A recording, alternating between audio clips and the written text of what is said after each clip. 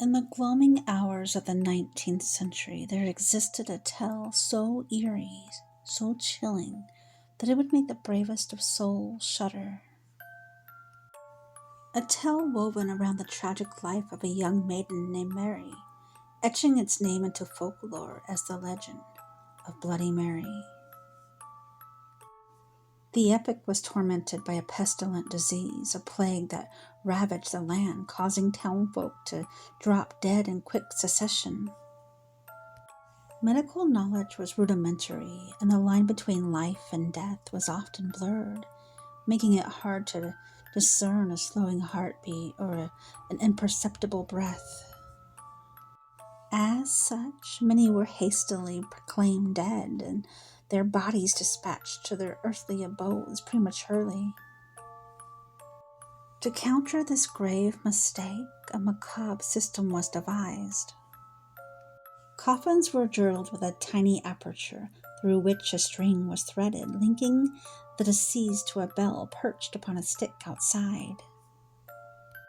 Should the erroneously buried awaken, they could tug at the string, ringing the bell, alerting everyone to their living state. Enter our ill-fated protagonist, young Mary. As the disease coursed through her veins, Mary was confined to her deathbed. Her life slowly ebbed away, leaving her seemingly lifeless. She was laid to rest in a coffin fitted with the bell-string contraption. Her despairing parents kept a vigil at their home, their hearts yearning for the bell to toll, signaling their beloved daughter's resurrection. However, as days turned into a week, their hope sagged. Friends of the family, in an attempt to console, convinced them that Mary would not awaken now. Resigned, her parents left home for a brief respite.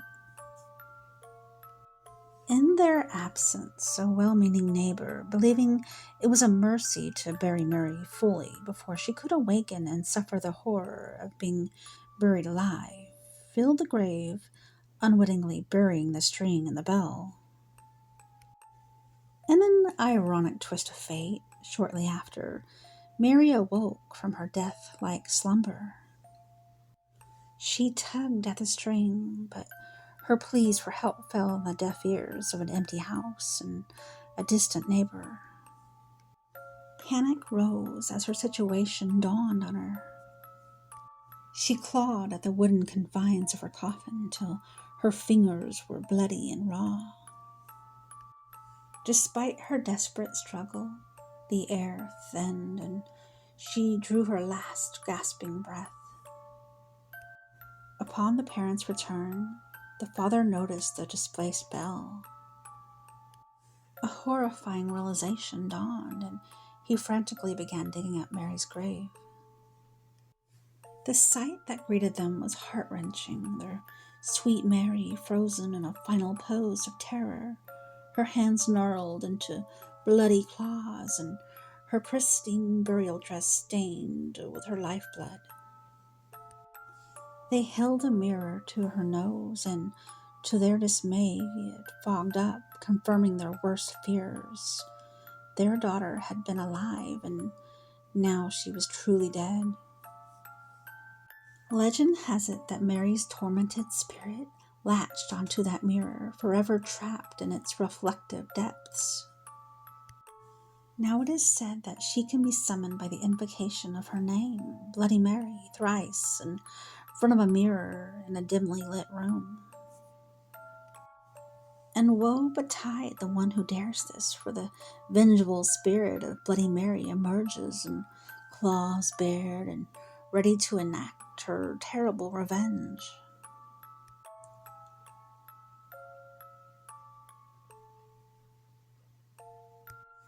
The folklore legend Bloody Mary is called in many summer camps and slumber parties. And possibly, at least someone may have actually witnessed a howling lady, drenched in blood in the mirror, standing behind their back when her name was chanted. But there is a sad and true story wound up in this folklore. The real Bloody Mary story is actually a lot sadder than it is scary. Bloody Mary actually was a child of a royal family, and she was Queen Mary I, born unwanted. Mary I, born on 18th February 1516, also known as Mary Tudor, was the Queen of England and Ireland from July of 1553 until her death. The only child of Henry VIII and his first wife Catherine of Aragon to survive infancy in the Palace of Placentia after a lot of miscarriages by Catherine. But unfortunately, Queen Mary was regarded as disappointed due to the fact that she was not a male and not the heir to the throne. Not only by the king himself, but by all of England, she was the unwanted first child in the royal family. This led Henry to annul his marriage with his first wife and left 17-year-old Mary separated from her mother. She was not even permitted to visit her mother's deathbed. Mary suffered menstrual pain and irregular cycles from her puberty, perhaps simply due to the stress of being a daughter to her father, who married Anne Boleyn, Catherine's maid of honor. Boleyn also disappointed Henry by giving birth to yet another daughter, Elizabeth. But this led to Mary's succession being transferred to a newborn half-sister. Mary's servants were dismissed, and she was sent to join the household of the infant Elizabeth at Hatfield, Hertfordshire. Boleyn was later beheaded for treason and adultery, but Mary's name was damaged enough, and her rank was pushed down by her younger sister Elizabeth.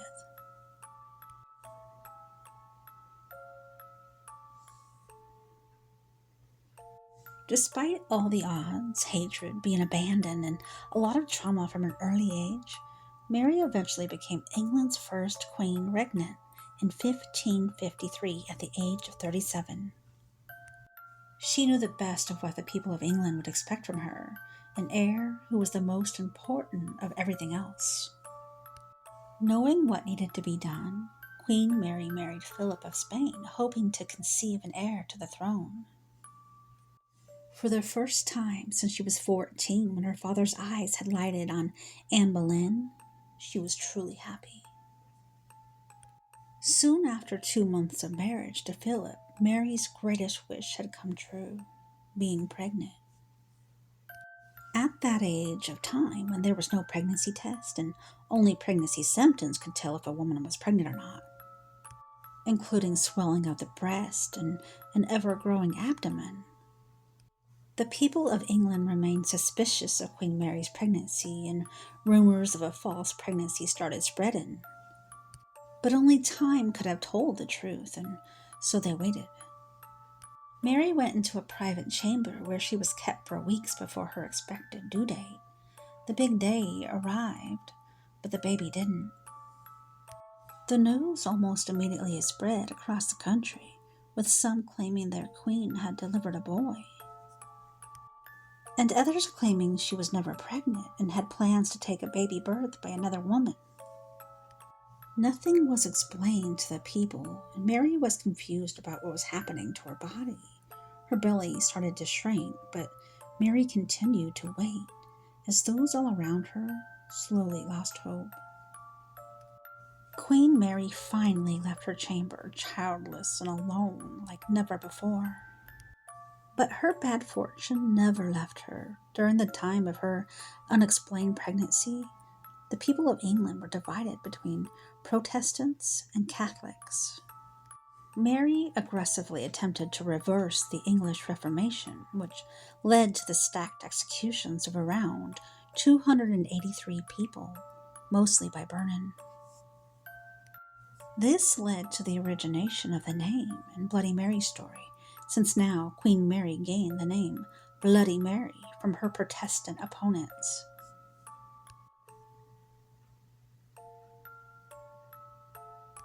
Years later, Mary thought she was pregnant again.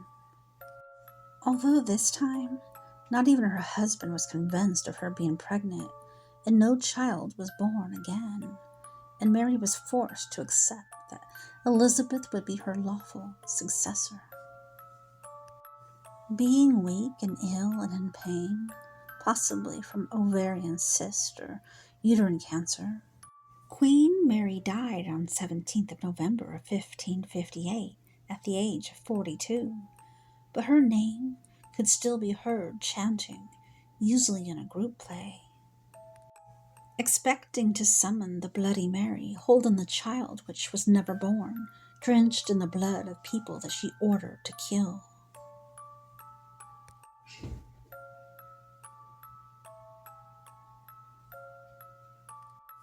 The bathroom mirror. It was a gloomy, stormy night when a group of teenagers decided to challenge the legend of Bloody Mary. They gathered in their friend's old Victorian house, its dark corners and creaky floors added to the chilling atmosphere. As the thunder roared outside, they lit a single candle and ventured into the bathroom. The flickering flame cast long, eerie shadows on the walls.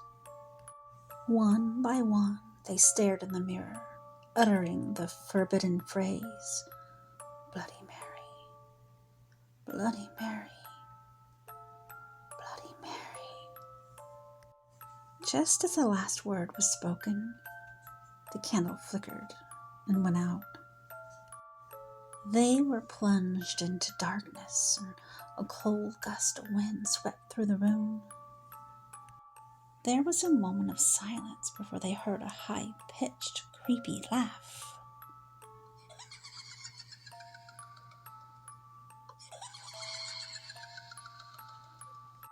The mirror fogged up as if someone was breathing on it from the other side. When the candle was relit, they saw 3 bloody scratch marks etched on the mirror. Needless to say, none of them ventured into the bathroom alone for a long time.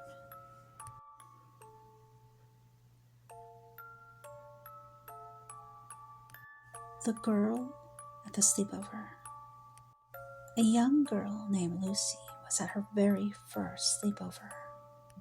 Lucy was eager to fit in with the other girls. They decided to initiate her with the Bloody Mary challenge. Lucy was skeptical, but she didn't want to appear scared.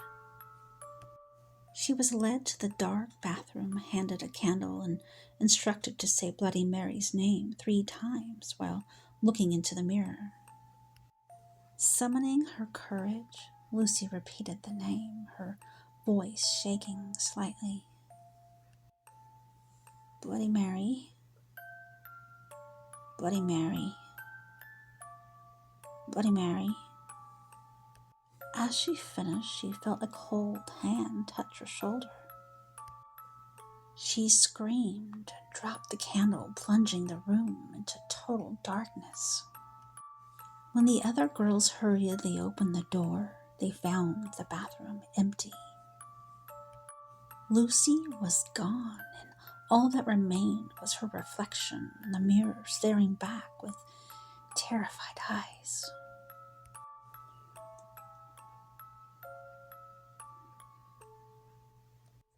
So remember the chilling tale of Bloody Mary as you gaze into the mirror at your reflection in the dim, flickering, candlelit bathroom.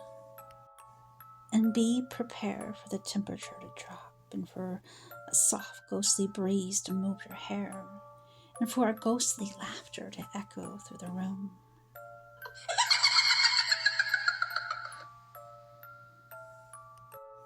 And most of all, be ready for the sight of a spectral woman appearing in the mirror, her eyes aflame with revenge and her hands ending in bloody claws. And if you dare, whisper her name, Bloody Mary, Bloody Mary, Bloody Mary.